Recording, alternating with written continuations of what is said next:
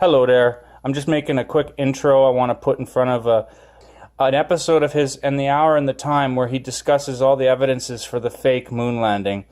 I'm going to replay that interview here in a second. Now, he talks about working under the mistake of the Big Bang heliocentric model. The poor guy obviously didn't know at the time, but gravity doesn't exist. Gravity is an anecdotal wet dream of Sir Isaac Newton. It's a byproduct of electromagnetism, if anything.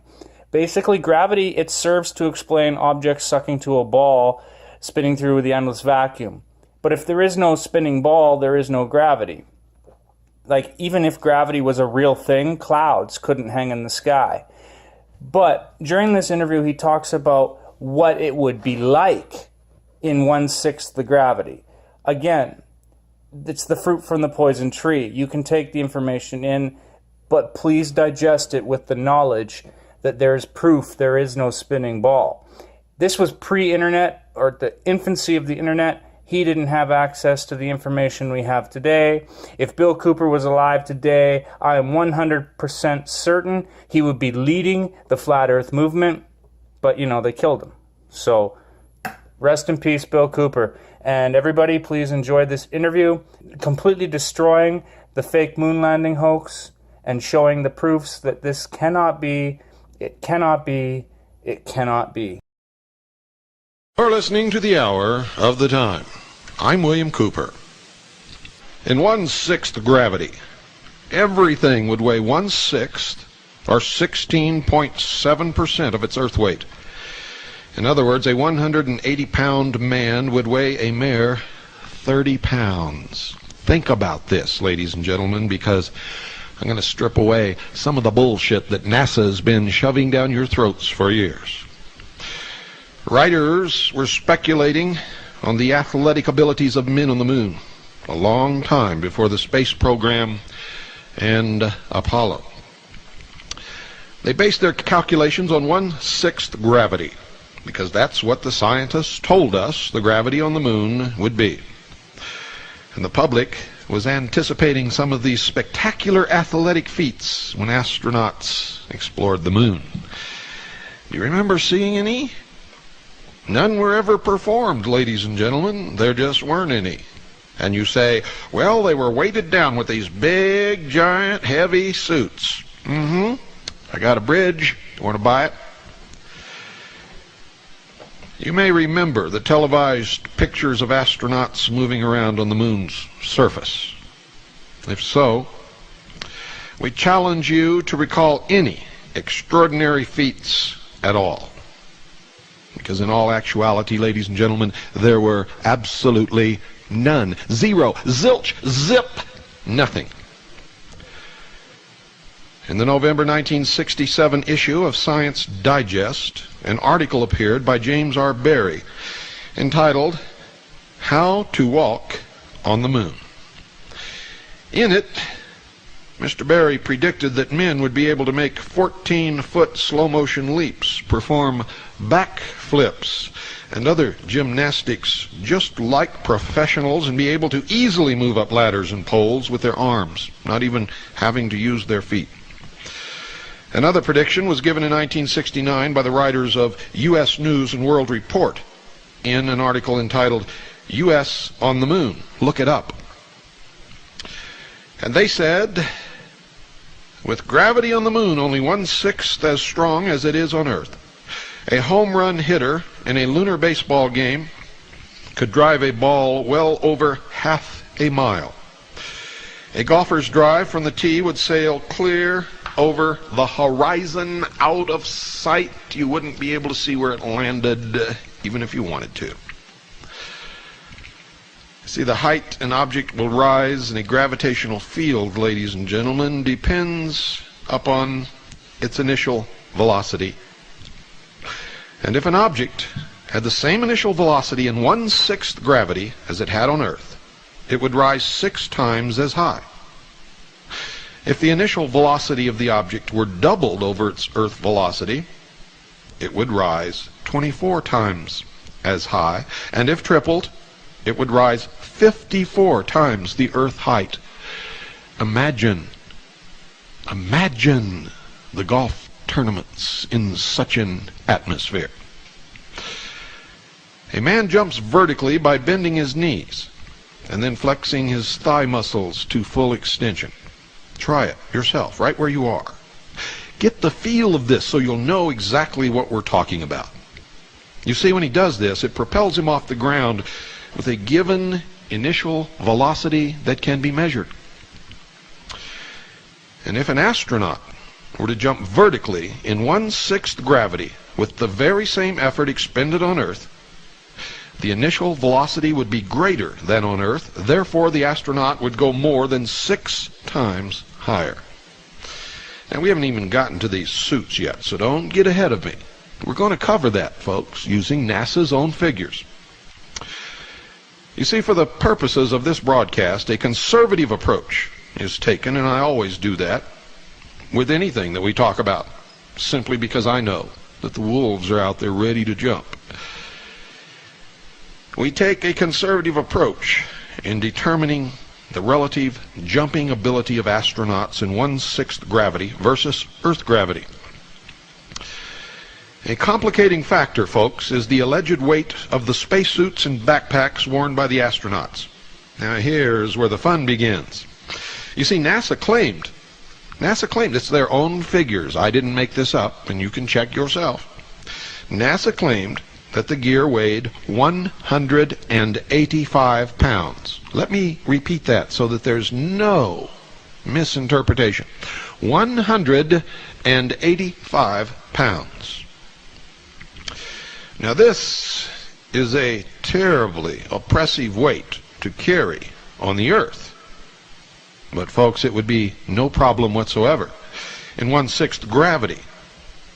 That is, assuming that the astronauts weighed 185 pounds and their gear weighed the same. And these are the NASA figures, and the astronauts, all of them, weighed pretty close to that figure. The total combined weight, ladies and gentlemen, in 1/6 gravity would be only 62 pounds.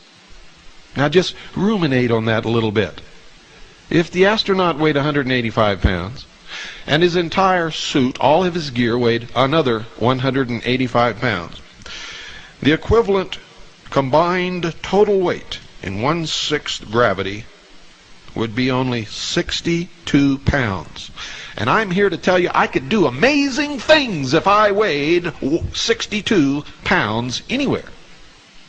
Anywhere at all. But we didn't see any of that, did we?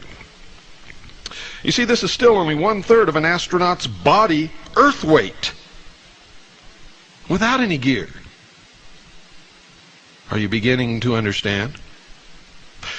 Therefore, the astronauts should have been able to jump vertically far higher than they could on Earth without any burden.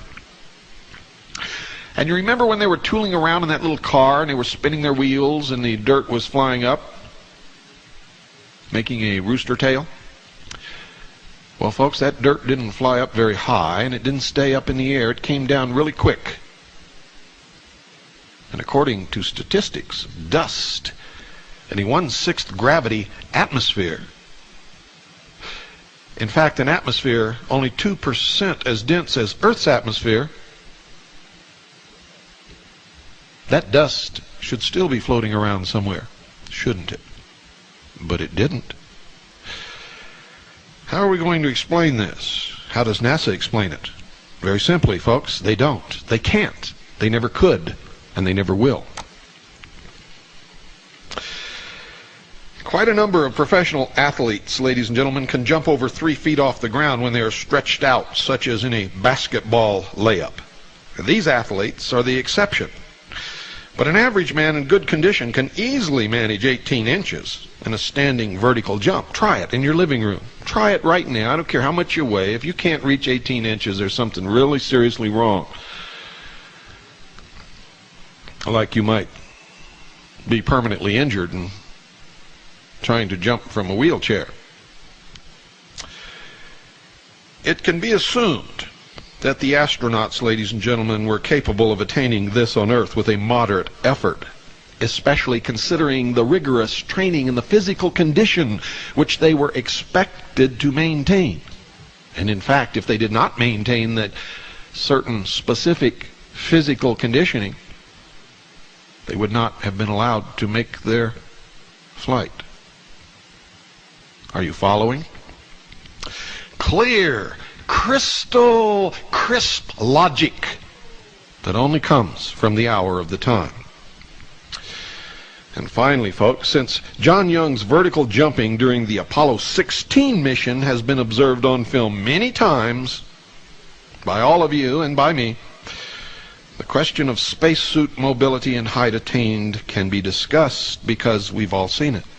You can go down and rent the videos from your local video rental store right now and watch it again. You can order videos from NASA. You can do all of these things. You see, a standing vertical jump of at least 18 inches on Earth can be accomplished by exerting an upward force of around 500 pounds by a 185-pound person. An equation can be derived which gives the relative heights attained by an astronaut in 1/6 gravity carrying a burden equal to his weight, and the same astronaut on Earth without a burden. Now, it was assumed that in each case the upward forces were identical, since a jump from a standing vertical position only requires the knees to bend slightly. The spacesuits would not have hampered the astronauts appreciably. The televised pictures of John Young on the moon indicated that he was able to utilize his arms and legs for jumping in an essentially normal manner with very little, if any, restriction. Now, folks, this is where it gets very interesting. You see, the resulting ratio of relative jumping ability calculated turns out to be over 4. Over 4. Now, this means that even with the astronaut gear, Young should have been able to jump over 6 feet off the ground if the moon had 1/6 of the Earth's gravity. Now, let's be conservative. Let's say he should have been able to only jump 3 feet off the ground in 1/6 Earth's gravity. Did he? Not on your life. In actuality, his efforts lifted him at most, ladies and gentlemen, 18 inches off the ground. Observations indicated that Young made several attempts to jump as high as he could, but with no success in achieving a height of more than 18 inches. He is shown at the peak of one of his jumps in one of the famous NASA photographs. And if you can obtain this photograph, you will note the position of the top of Young's helmet in relation to the flag. Now, critics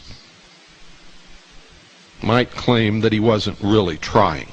Now, if you were on the moon and you had a chance to make a record jump and you knew that you were being viewed on television by billions of people around the world, are you trying to tell me that you wouldn't really try? Really? Is that what you're trying to say? Do you expect me, William Cooper, to believe such blithering nonsense? Because I don't believe it for 1 second. I think Young was trying the very best that he possibly could.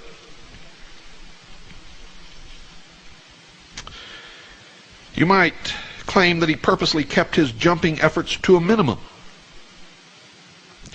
But if this were the case, ladies and gentlemen, a similar Earth effort without a backpack and suit would have lifted him only 5 inches or so. And this was probably Young's last chance to demonstrate that the moon had a low surface gravity. Why on earth wouldn't he make a reasonable effort to impress the world by jumping at least 3 or 4 feet? Especially when the figures say he could have easily reached 6 feet off the ground in a 1/6 gravity. You see, a reasonable jump would have been conclusive proof that the moon had a low gravity, and the risk of injury would have been minimal in low gravity conditions, even with the backpack and suit. With the knowledge that the astronauts could only jump about 18 inches on the moon, and assuming that the gear weighed what NASA claimed, and assuming that they were really on the moon when they made this jump, which is quite an assumption based upon all the evidence that we've been able to gather here. Moon gravity is conservatively calculated to be at least 50% of Earth gravity. Now, if NASA overstated the true weight of the astronauts' gear, moon gravity would be appreciably higher. Evidence to follow, ladies and gentlemen, I'm going to present it to you during this broadcast, suggests that the astronauts' gear weighed no more than about 75 pounds total. That's right, 75 pounds total. But even if it did weigh 185 pounds, as NASA says, we've already given you enough proof to show that NASA's been lying to us for a long, long time. The moon's gravity was calculated to be 71% of the Earth's based on the following assumptions, ladies and gentlemen. That John Young jumped 18 inches on the moon. His space suit and backpack weighed 75 pounds on Earth, and he could manage 18 inches on the Earth without any burden. Now, even if that's wrong, if his suit actually weighed 185 pounds, it would still say that the moon's gravity was at least 50% of Earth's, assuming that all of these other things are constant. A lot of writers, ladies and gentlemen, seem to give the impression that the moon suits worn by the Apollo 11 astronauts were extremely restrictive. Yet the following information, take from We Reached the Moon by Wilford, indicates that this was not necessarily the case, and in any event, observed actions of the astronauts during the filmed portions of their activities on the moon shows that they moved around easily. They did not tire under this supposedly great burden. They were able to take long excursions, conduct explorations, chip off moon rocks, plant flags, set up experiments and equipment, much of which was left on the moon. Wilford, you see, mentioned that Neil Armstrong found that he could move around easily in his bulky spacesuit and heavy backpack under a lunar gravity 1/6 of Earth's. The costume, according to NASA, weighed 185 Earth pounds and was flexible enough so that the wearer could walk, dig, climb, and even place instruments on the moon's surface. Wilford also indicated that the astronauts did not find walking and working on the moon as taxing as had been forecast, and that they bounded about easily in what they called kangaroo hops. In all actuality, looked no different than a kid skipping sideways along the street. The idea of 1/6 gravity, folks, presents a major problem in explaining how the astronauts really performed compared to how they should have performed. You see, the difficulty in jumping can in no way be attributed to spacesuit bulkiness. However, a substantial lunar gravity would create problems. And why would they lie about the gravity? And why would they continue to lie about it even unto this day if the gravity was not the 1/6 Earth's as they have stated? Why lie? Why lie, ladies and gentlemen? Well, we don't really know unless they really didn't go to the moon. Or unless maybe they went to the moon, but the televised and photographed portions of what the astronauts supposedly did on the supposedly moon were not really on the moon, but were filmed somewhere else. And why would they do that? Well, no one really knows that answer either, unless maybe they couldn't really get to the moon, or unless they were afraid that some catastrophe would happen and they did not want this to be seen by the American people. Although I don't know how they would have explained the disappearance of all the astronauts had such a thing really happened. Isn't this interesting? in view, ladies and gentlemen, of the information that I have presented thus far, it may come as no surprise to you that security control extended to the astronauts' conversations on the moon as well as to mission control. You see, the ability to delete and edit undesirable comments made by the astronauts could always be accomplished before transmission to the public. They claim there was a delay from the time Mission Control received the information until transmission to our television sets, but all of that could have been staged also. But let's assume that there really was a delay. Why not? And we're assuming an awful lot of stuff here, all based upon the information that NASA has given us, most of which turns out not to stand in the face of logic, or in the face of scientific evidence, or in the face of their own figures. I wonder why. The following is a summary of information taken from the Voyages of Apollo by Lewis, which points out the degree of control exercised over the Apollo mission activities. You see, he indicated that the astronauts' tasks were all carefully plotted out in advance. The explorers were expected to follow the plot as faithfully as actors in a play to stay on schedule. Every move was planned, timed, recorded, and every deviation from the plan had to be explained and justified. Ladies and gentlemen, virtually every event and movement was governed by the flight plan, a script as large as a telephone book. Now, it seems to me that even the dialogue was carefully controlled, especially when the astronauts knew they were being filmed or recorded for television, and this proves out to be a fact. And it can be demonstrated when references to a hot mic are made by one of the astronauts. And you can also find that on the tapes. Apollo 12 was a more extensive mission than the first moon landing, whereas Armstrong and Aldrin spent only 2.5 hours on the moon. Conrad and Bean would spend a total of more than 7 hours, venturing a half mile from the spacecraft, or so they said. When you examine the photographs, the horizon in every single picture is always exactly 100 meters from the camera. Now, I have a degree in photography, folks, and I can tell you that that's absolutely true. 100 meters. Didn't matter if they were in hilly terrain, flat terrain, bumpy terrain, no terrain. The horizon was always 100 meters from the camera, wherever the camera was.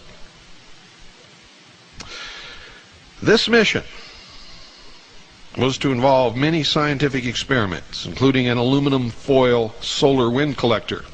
And we'll discuss that on another broadcast, because that's very interesting also. So is the flag, which you can see flapping in a lunar breeze in one of the films. Amazing. In an atmosphere that's not supposed to exist, where there can be no wind. The flag is flapping in the breeze. Evidently, somebody forgot to shut the studio door.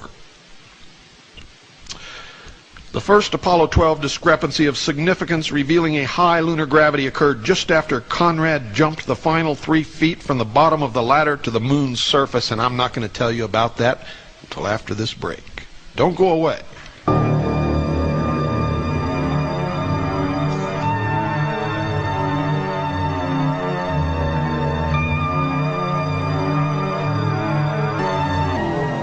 Helicopters all over the place out here, folks.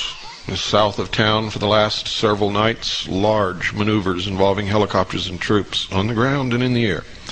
Right now there are 3 black helicopters on the ground at the St. John's Airport. Don't ask me what's going on, because they don't tell me what their plans are or what they're doing. But I will tell you this: there is an ominous air. And we are always ready in Arizona. Continuing with our broadcast, this information that I'm going to give you was summarized from an account of the incident by Lewis. As Conrad stood on the lunar module landing pad, he stated that the last step may have been a small step for Neil, but was a long one for him. He then stepped off the pad and mentioned that he could walk pretty well, but that he had to take it easy and watch what he was doing. As Conrad was scooping up the contingency sample, Bean warned him not to fall over since he appeared to be leaning forward too far. Now, supposedly it would be difficult for him to get up in the moon suit if he fell over. Conrad then stated that he did not think Bean would be able to steam around as fast as he thought he could. Now, folks, in this incident that I've just recounted to you, it seems that Conrad was commenting on the final 3-foot jump since he referred to Neil Armstrong's jump down to the surface, not an intermediate step to the lowest rung on the ladder. You see, jumping from a 3-foot height in 1/6 gravity would be like jumping from 6 inches on the earth. No big deal. Even with the heavy backpack life support systems on, the 3-foot drop would have scarcely been felt by the astronauts. They should have been able to lower themselves down with their arm strength alone, and no difficulties whatsoever should have been encountered. Unless NASA is lying. When Conrad began to move around on the surface, he might have experienced weight problems. However, even with the alleged weight of the gear, the astronauts should have had no problems in standing up if they fell down in only 1/6 gravity. They would have been able to provide the necessary push to right themselves with the strength of probably only one arm, given their physical conditioning. One arm alone, since their moon weight should have only been 60 pounds or so. This is no big feat for a kid in high school. The evidence, folks, presented does not support the condition of 1/6 gravity. It indicates one of two things. It indicates a lunar gravity close to that found on the Earth's surface, or it indicates that the astronauts were not on the moon. Either one of those conclusions, if true, proves that NASA has lied to the American people and the world for many years. A photo appeared in the December 12, 1969 issue of Life magazine, which showed Apollo 12 astronaut Alan Bean carrying a barbell-shaped package of instruments which allegedly weighed 190 Earth pounds. Now, the accompanying statement that it had a moon weight of only 30 pounds cannot be consistent with the photo, which shows, ladies and gentlemen, a noticeable bow in the 1-inch steel bar.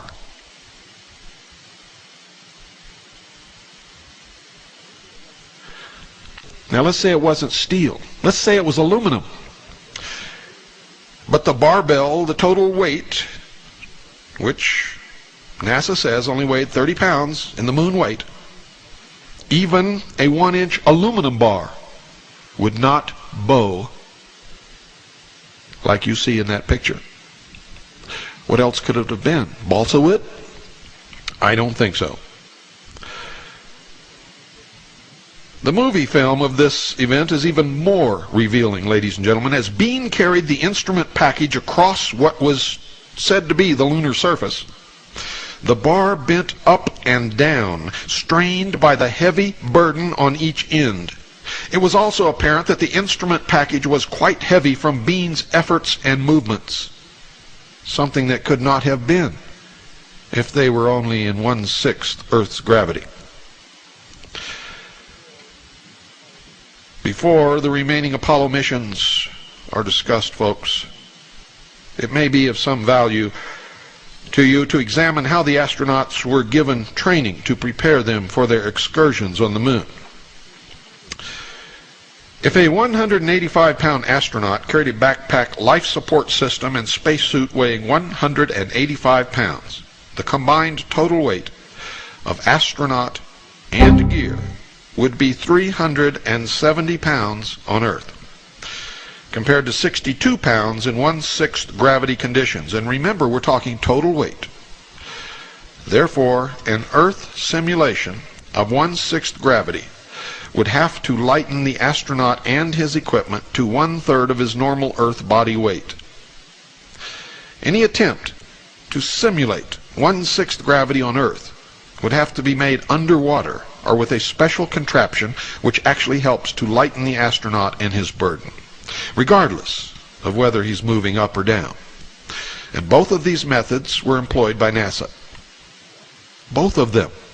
However, in early 1964, ladies and gentlemen, space scientists discovered Oregon as a place to serve as a lunar workshop without using water or special devices. You see, astronauts were sent to the Bend, Oregon area to get their moon legs, so to speak. Walter Cunningham was the first to try out the moon suit, backpack, life support system, and certain tools which were to be used by Armstrong and Aldrin on the moon excursion. In the first test over lava rocks, Cunningham lost his balance and sprained his thumb, tearing small holes in the suit glove which caused it to lose pressure. Evidently a full simulation was attempted. If so, how could the NASA people rationalize the weight problem? Can you explain it? I can't. There's no way that the condition of 1/6 gravity could be reproduced in this manner. Even if the backpack were lightened considerably, the combined weight of a 185-pound astronaut and gear would be far more than 3 times the required lunar weight. If anything, the real purpose of the tests must have been to simulate a lunar gravity which is nearly the same as Earth's, or to perform the experiments under the exact same conditions on the actual planet where this would be filmed, which may have been the Earth. That these astronauts were able to maneuver around at all in the Bend, Oregon area with their gear on suggests to me, and to quite a few other intelligent people, that the gear weighed far less than 185 pounds. The ridiculousness, the absolute absurdity of the exercise makes the NASA cover-up extremely clear. Clear as crystal. Since the tests began in early 1963, it is apparent that the moon's high gravity was discovered at least as early as 1962, if that is the explanation. Or they knew as early as 1962 that they would not ever reach the moon, or if they did, the actual moon events would not be filmed, but a play of moon events might have been filmed somewhere in the Arizona, Nevada, eastern Washington state deserts, possibly.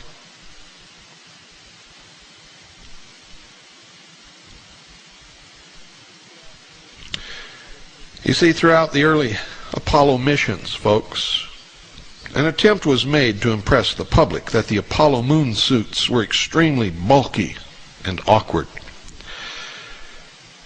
This would greatly inhibit the astronauts' mobility on the moon, causing the public to believe that the moon's gravity really was 1/6 Earth's, or to believe that what they were seeing was really taking place on the moon, if in fact it were not. Consequently, the astronauts would be effectively handicapped and incapable of impressive athletic feats.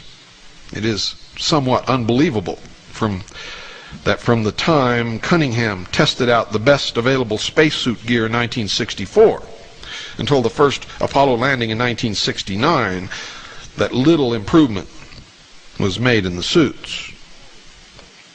You see, the public has always been told that the best equipment was provided for the astronauts. And I can assure you, and the record bears it out, that enough money was paid to develop the very best equipment possible. A little digging brought an interesting discovery to light. In Suiting Up for Space, written in 1971, Lloyd Malin stated the following, and I quote verbatim, "As a matter of fact, Hamilton's Standard had already achieved a spacesuit with 93% of nude range before October 1968. Let me say that again. As a matter of fact, Hamilton's Standard had already achieved a spacesuit with 93% of nude range before October 1968. Now, folks, nude range means the mobility of the human body with no restrictive clothing whatsoever. Nude, in the nude. They had already achieved 93% mobility with a suit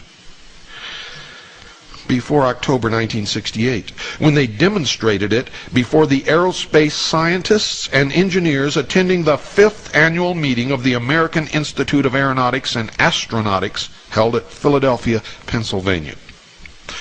Live demonstrations of the suit during the week-long meeting attracted wide interest and attention, and I'm still quoting, plus some disbelief. It was hard for some of the onlookers to believe that so much mobility could be designed into an inflated spacesuit. But it was. For the advanced suit was developed to meet the greater mobility requirements of manned space missions to follow the Apollo moon landing program and would in fact be tested on the moon.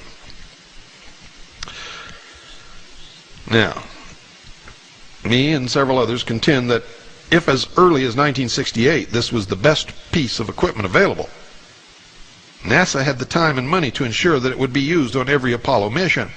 And of course that was the goal. After all, billions of dollars were spent in sending men to the moon. It is only reasonable to make sure that once the men are there, they can perform their tasks in the best possible manner. If they were not used, then perhaps NASA wanted to continue to convince the public that the moon had a weak gravity. Or if the astronauts were encumbered, there would be less chance of a breach in the cover-up. The bulkiness and weight would be good excuses for anemic jumping and maneuvering attempts. However, what appeared to be stiff waists in the suits were shown to be a lie when they easily climbed into their lunar rover vehicle and sat down in the seats, in the same position that you find yourself in a small, compact car.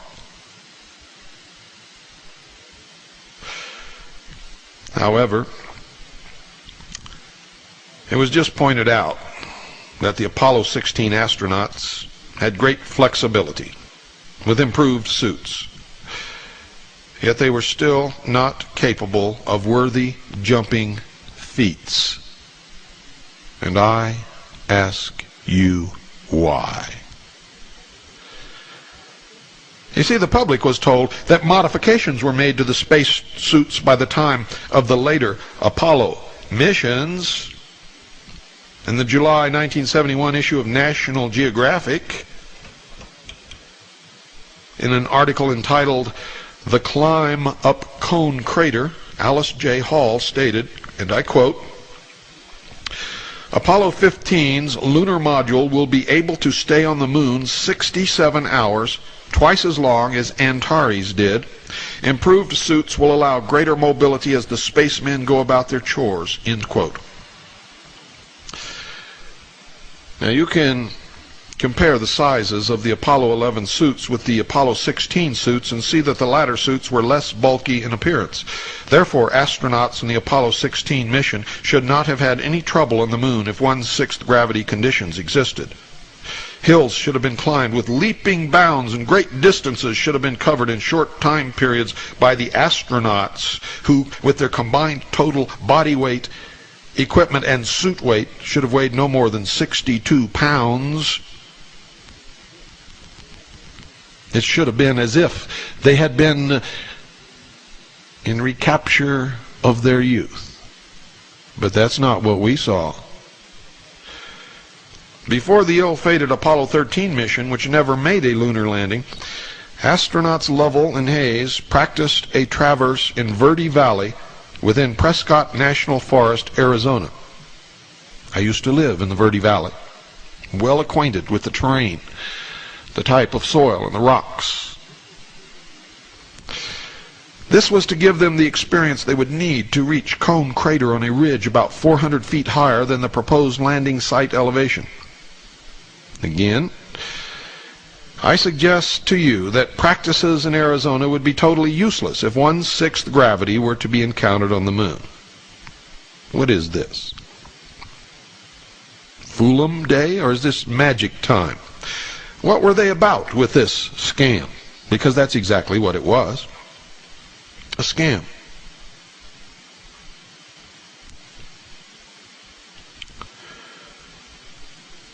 Their centers of gravity on the moon would be different from the Earth simulations, and the Earth weights would be 3 or 4 times too high to reproduce lunar conditions.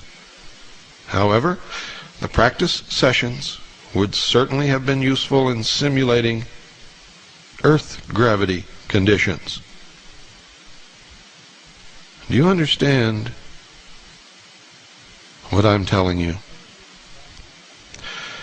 If Cunningham's backpack and spacesuit had weighed 185 pounds, he would have become totally exhausted in just a couple of minutes. With a combined weight of 370 some odd pounds. But he was not. He was not. Incredibly, his 1964 simulations involved spacesuit pressure. This implies that he carried oxygen and some sort of cooling system. Otherwise, he would have quickly passed out from the heat exhaustion. And, as an ex-professional diver, I can tell you that's true. And all this evidence points to the conclusion that the life support systems and spacesuits were light enough for the astronauts to have performed in high lunar gravity conditions for extended periods of time because they did it with the same equipment in Earth gravity with no problem. In addition, this was accomplished as early as 1964, ladies and gentlemen, and developmental efforts would have lightened the gear considerably by 1969, and indeed the evidence and the statements by NASA and others confirmed that this did indeed take place. The combined spacesuit and life support system weight was probably less than 75 pounds. That's what the evidence shows. Exotic light metals and the best known materials available to NASA would have assured this.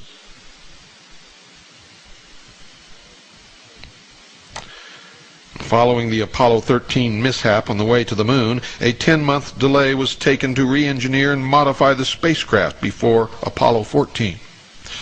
This mission would be another attempt to reach the highland regions of Fra Mauro, and the highlight of the trip was to be the 1.8-mile excursion to Cone Crater. Now, problems arose because the trip was mostly uphill and the astronauts had to take turns with the modularized equipment transporter,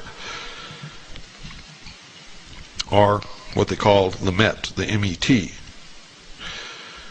On their first EVA, or moon excursion, Lewis mentioned that Shepard and Mitchell moved around with dancing steps and kangaroo jumps. Unfortunately, it seems like the first excursion must have gotten the best of them, because on the trip to Cone Crater, the explorers were huffing and puffing and their heart rates climbed. And they should have only had a combined weight, even if their suits did weigh 185 pounds,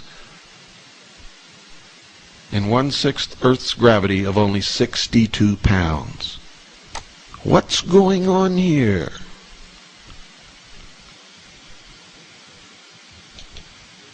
The difficulties were attributed, NASA said, to their semi-rigid, cumbersome suits and the heavy backpack life support systems, which supposedly weighed 185 pounds on Earth. Somebody is lying. It's important for you, the listener, to understand that the combined weight of astronaut, spacesuit, and life support system could not have exceeded 62 pounds using NASA's own figures in 1/6 gravity, and this could hardly be considered a sizable fraction of their Earth weight. Yet NASA claims to this day that their figures are correct. For men who were moving with dancing steps and kangaroo jumps the day before, slight hills seemed to present a formidable challenge. Now, if the moon's weak gravity presented such an awesome challenge to astronauts in walking uphill, then perhaps the excellent physical condition which these men were supposed to be in was overrated. It was expected to hear comments by the astronauts on the ease of moving up hills and in traversing long distances with little effort at great speed.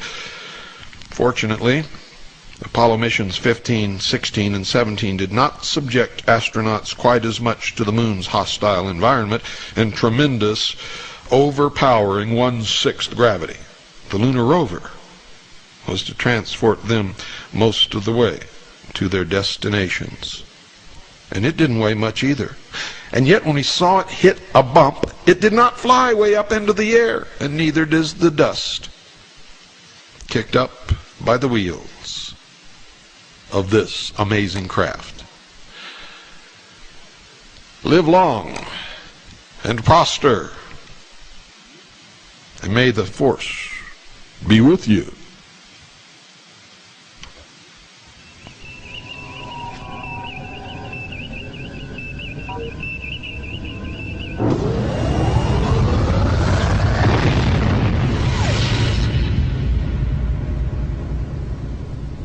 Good night, folks, and God bless you all.